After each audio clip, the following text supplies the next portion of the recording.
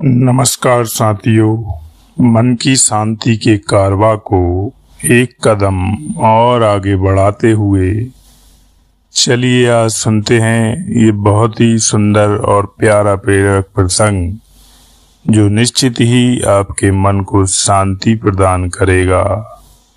ईमानदारी का फल। बहुत समय पहले की बात है। प्रतापगढ़ के राजा को कोई संतान नहीं थी। राजा ने फैसला किया कि वह अपने राज्य के किसी बच्चे को ही अपना उत्तराधिकारी चुनेगा। इसी इरादे से एक दिन सभी बच्चों को बुलाया गया।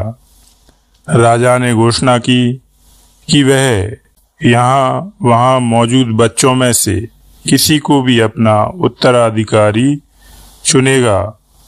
उसके बाद उसने सभी बच्चों के बीच एक छोटी सी थैली बंटवा दी और बोला, प्यारे बच्चों, आप सभी को जो थैली दी गई है उसमें अलग अलग पौधों के बीज हैं। हर बच्चे को सिर्फ एक ही बीज दिया गया है। आपको इसे अपने घर ले जाकर एक गमले में लगाना है। 6 महीने के बाद हम फिर यहाँ इकट्ठा होंगे और उस समय मैं फैसला करूंगा कि मेरे बाद प्रतापगढ़ का अगला शासक कौन होगा। उन्हीं लड़कों में एक लड़का था ध्रुव। बाकी बच्चों की तरह वह भी बीज लेकर खुशी खुशी अपने घर वापस पहुंच गया। माँ की मदद से उसने एक गमला चुना और उसमें बहुत अच्छे से अपना बीज रोप दिया और उसकी देखभाल करता। दिन बीतने लगे, पर हफ्ते 2 हफ्ते बाद भी ध्रुव के गमले में पौधे का कोई नामो निशान नहीं था। वहीं अब आसपास के कुछ बच्चों के गमलों में उपज दिखने लगी थी। ध्रुव ने सोचा कि हो सकता है उसका बीज कुछ अलग हो और कुछ दिनों बाद उसमें से कुछ निकले। और ऐसा सोचकर वह पूरी लगन से गमले की देखभाल करता रहा। पर 3 महीने बीत जाने पर भी उसका गमला खाली था। वहीं दूसरी ओर बाकी बच्चों के गमलों में अच्छे खासे पौधे उग आए थे। कुछ में तो फूल भी दिखाई देने लगे थे। ध्रुव का खाली गमला देख सभी उसका मजाक बनाते और उस पर हंसते। यहाँ तक कि कुछ बड़े बुजुर्ग भी उसे बेकार में मेहनत करने से मना करते। पर बावजूद इसके ध्रुव ने हार नहीं मानी और लगातार गमले की देखभाल करता रहा। देखते देखते 6 महीने भी बीत गए और राजा के सामने अपना गमला ले जाने का दिन आ गया। ध्रुव चिंतित था क्योंकि अभी भी उसे गमले में कुछ नहीं खिला था।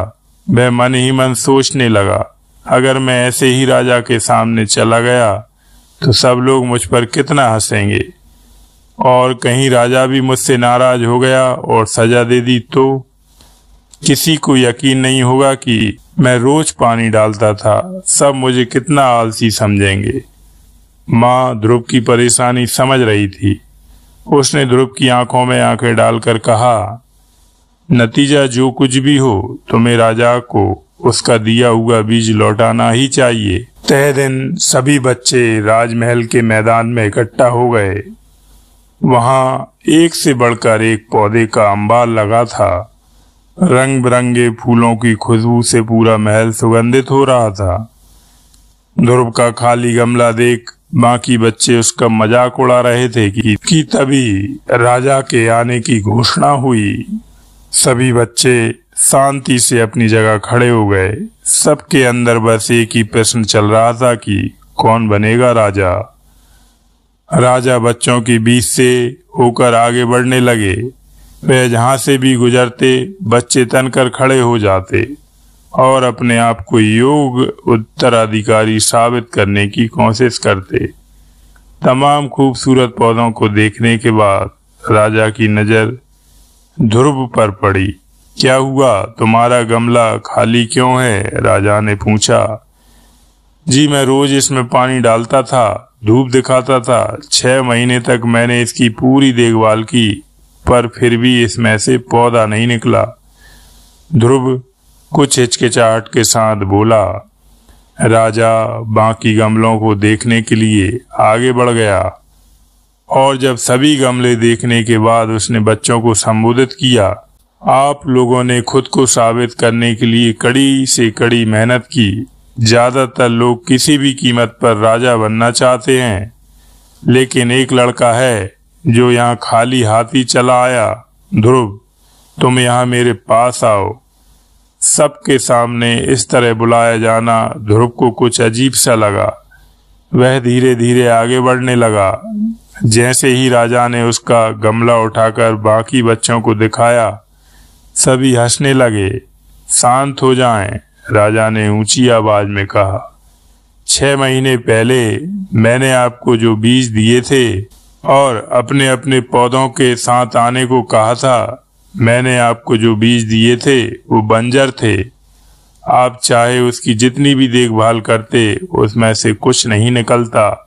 लेकिन अफसोस है कि आप सबके बीच में बस एक ध्रुव ही है जो खाली हाथ यहाँ उपस्थित हुआ है। आप सबको उससे सीखना चाहिए।